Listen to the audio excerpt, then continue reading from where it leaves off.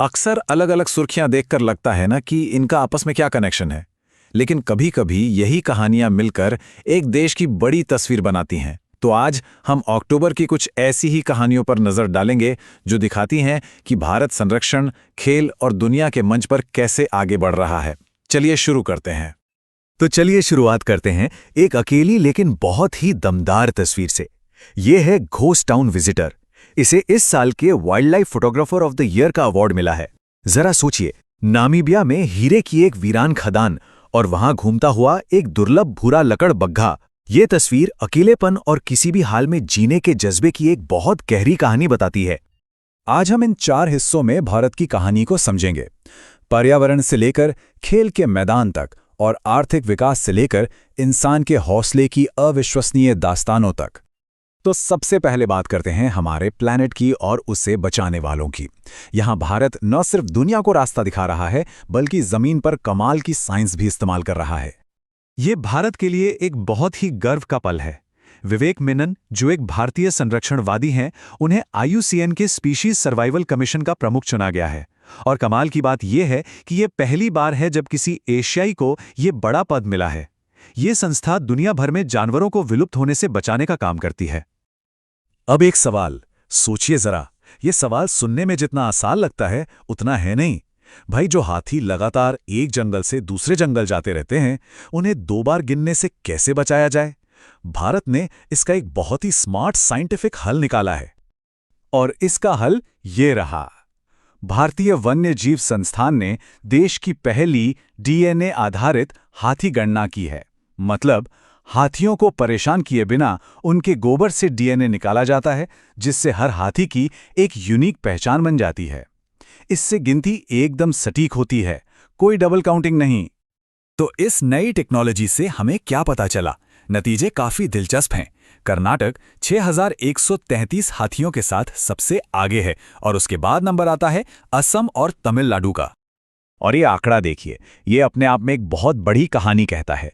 भारत के आधे से ज्यादा, मतलब 53% से भी ज्यादा जंगली हाथी सिर्फ इन 3 दक्षिणी राज्यों में रहते हैं, कर्नाटक, तमिलनाडु और केरल।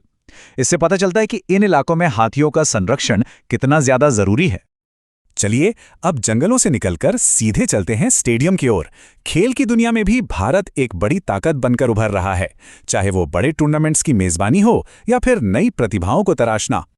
ये बॉक्सिंग की दुनिया में एक बहुत बहुत बड़ी खबर है। 2025 में जो पहला वर्ल्ड बॉक्सिंग कप होने जा रहा है, उसका फाइनल मुकाबला नई दिल्ली में होगा। ये भारत के बढ़ते खेल कद का एक बहुत बड़ा सबूत है। और देखिए, ये कोई छोटा मोटा इवेंट नहीं है। ये टूर्नामेंट दुनिया भर का सफर तय करेगा। शुरुआत होगी ब्राजील से, फिर कारवा पहुंचेगा कजाकिस्तान और इसका ग्रैंड फिनाले होगा भारत में। इंटरनेशनल मंच के साथ साथ देश के अंदर भी टैलेंट को बढ़ावा दिया जा रहा है। अगले खेलो इंडिया यूनिवर्सिटी गेम्स राजस्थान के 7 शहरों में होंगे, जहां 5000 से भी ज्यादा युवा एथलीट हिस्सा लेंगे। जमीनी स्तर पर प्रतिभा निखारने का ये एक बेहतरीन मंच है। बड़े खेल आयोजनों से देश का नाम होता है, लेकिन देश की असली ताकत उसकी आर्थिक रणनीति में दिखती है। अब देखते हैं कि भारत कैसे एक ही समय में घरेलू जरूरतों और वैश्विक महत्वाकांक्षाओं दोनों पर काम कर रहा है। ये रकम महाराष्ट्र सरकार अपनी नई बांस उद्योग नीति पर खर्च कर रही है। मकसद है बांस से जुड़े उद्योगों को बढ़ावा देना और अगले 5 साल में 5 लाख लोगों को रोजगार देना।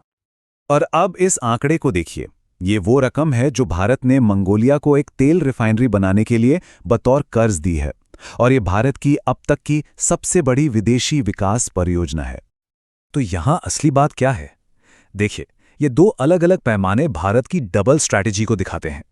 एक तरफ 500 करोड़ रुपए का निवेश है जो सीधे सीधे अपने लोगों की रोजी रोटी से जुड़ा है, और दूसरी तरफ $17.5 अरब का एक बहुत बड़ा प्रोजेक्ट है जो दुनिया में भारत के रणनीतिक प्रभाव को बढ़ा रहा है। हमारी आखिरी कहानी इंसान के जज्बे, हिम्मत और हौसले की है। एक ऐसे इंसान की जिसने उन सीमाओं को पार किया है जहां तक पहुंचने का ज्यादातर लोग सिर्फ सपना ही देख सकते हैं। ये हैं आंध्र प्रदेश के भारत थम्मनेनी। इन्होंने इतिहास रच दिया है। दुनिया की छठी सबसे ऊंची चोटी चो ओयू पर चढ़ने के साथ ही वो उन सभी 9-8 हजार मीटर से ऊंची चोटियों को फतह करने वाले पहले भारतीय बन गए हैं जहां भारतीयों को चढ़ने की इजाजत है। पर ये 9 चोटियों का मामला क्या है?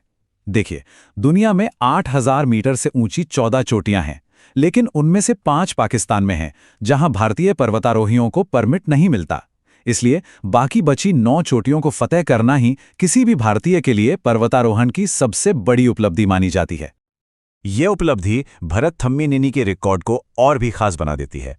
वो अब अवतार चीमा, बछेंद्री पाल और संतोष यादव जैसे महान पर्वतारोहियों की लिस्ट में शामिल हो गए हैं, जिन्होंने भारत के पर्वतारोहण के इतिहास में अपनी एक अलग छाप छोड़ी है। तो देखिए, हमने इस पड़ताल की शुरुआत एक अकेले जानवर की तस्वीर से की थी और अब हम एक अकेले पर्वतारोही की कहानी पर आ पहुंचे हैं। दोनों ही कहानियां हमें मुश्किल हालात में डटे रहने और हिम्मत ना हारने का सबक देती है। ये सारी कहानियां भले ही कितनी भी अलग अलग क्यों ना लगें, लेकिन इन सबको एक ही धागा जोड़ता है: आगे बढ़ने का जज्बा, अपनी छाप छोड़ने की महत्वाकांक्षा। ये उस राष्ट्र की तस्वीर है जो हर मैदान में अपनी पहचान बना रहा है। सोचने वाली बात है ना?